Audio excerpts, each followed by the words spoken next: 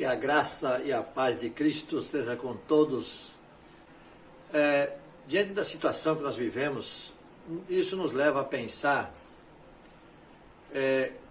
se são sinais da vinda de Cristo. Será que o que está acontecendo e o que está por acontecer, está por vir, já são os princípios das dores, conforme Jesus disse que aconteceria?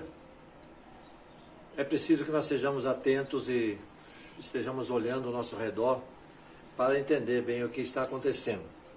Eu quero usar hoje o texto de 1 Tessalonicenses 4, 16 e 17, 2 versículos, onde Paulo diz assim: porque o mesmo Senhor descerá do céu com alarido e com voz de arcanjo e com a trombeta de Deus, e os que morreram em Cristo ressuscitarão primeiro.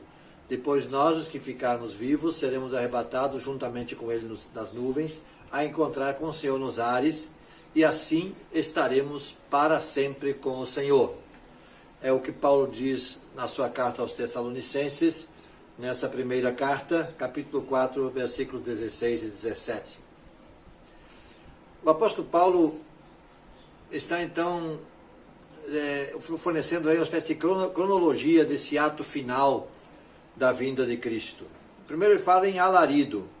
No original grego é usada essa palavra no serviço militar, no comando das forças militares. Palavra de origem grega, portanto, e que tem sentido de ordem, tem o sentido de comando, grito de guerra e etc. Alarido. E outra é voz de arcanjo. Em Mateus 24, 31 nós lemos isso aqui, também Judas 14, Apocalipse 1, versículo 10 e capítulo 4, versículo 12 do livro do Apocalipse também fala isso. O único arcanjo mencionado em o Novo Testamento chama-se Miguel. E a tradição judaica diz que esse arcanjo é que convocava os santos e fazia soar a trombeta para avisar sobre a iminência do juízo de Deus.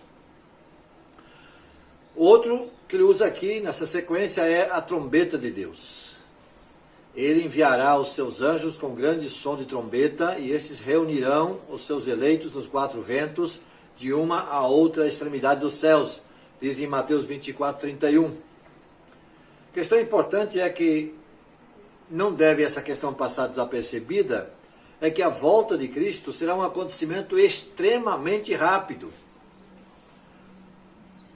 Ainda em 1 Coríntios 15, 22, aliás, 15, 52, o apóstolo Paulo fala a respeito dessa rapidez. Num momento, num abrir e fechar de olhos, ao som da última trombeta, pois a trombeta soará, os mortos ressuscitarão incorruptíveis e nós seremos transformados. Em outras palavras, não haverá tempo para absolutamente nada quando Cristo vier. Os arautos da antiguidade faziam soar a trombeta com a finalidade de reunir o povo para os decretos do rei, para ouvir o que o rei tinha a dizer, ou quando os soldados eram convocados para a batalha. Portanto, nós temos esses três aspectos que Paulo fala: o alarido, a voz de arcanjo, a trombeta de Deus.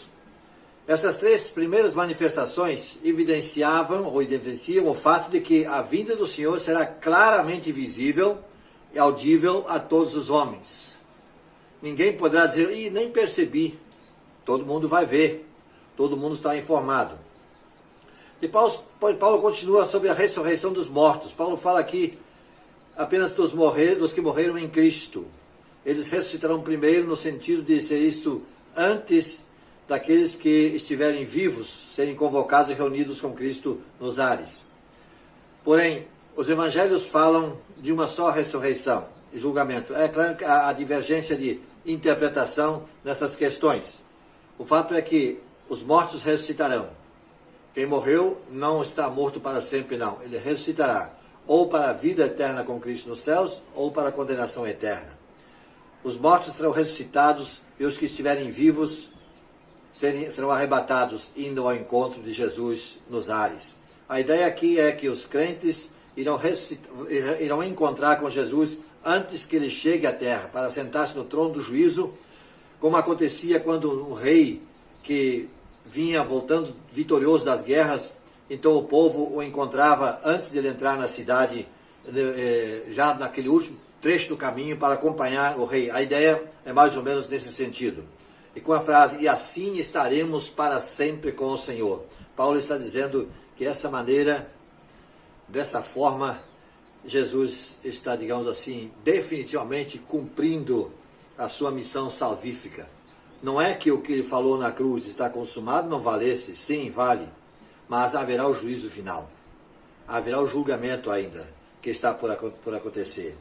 Então isso corresponde ao que próprio Jesus disse em Mateus 25. Então virá o rei e dirá aos que estiverem à sua direita, vinde, benditos de meu Pai, possuir por herança o reino de que você está preparado desde a fundação do mundo. E Paulo termina então, portanto, consolai-vos uns aos outros com essas palavras. A morte dos nossos entes queridos, que já nos antecederam na morte, né, pode até entristecer-nos, mas será apenas no sentido de não termos mais a presença deles conosco. Não usufruímos mais da comunhão com eles. Nem em casa, nem no trabalho, nem na igreja. Mas o fato de que estão na presença de Jesus e que Ele os trará de volta para reunirem-se conosco no dia da sua vinda, nos serve de consolo e encorajamento para continuarmos servindo ao Senhor com fidelidade e esperando por aquele dia glorioso. Maranata, ora vem, Senhor Jesus. Deus nosso Pai, muito obrigado porque nós temos essa esperança, que não é uma vaga esperança, mas é uma certeza absoluta de que Cristo voltará para nos buscar. Ó Deus, que estejamos preparados para tal dia, para que possamos encontrar o Senhor Jesus de forma gloriosa, para então, por toda a eternidade, estarmos contigo na glória celestial. Ajude-nos a compreender, ajude-nos a viver de acordo, em nome de Jesus. Amém.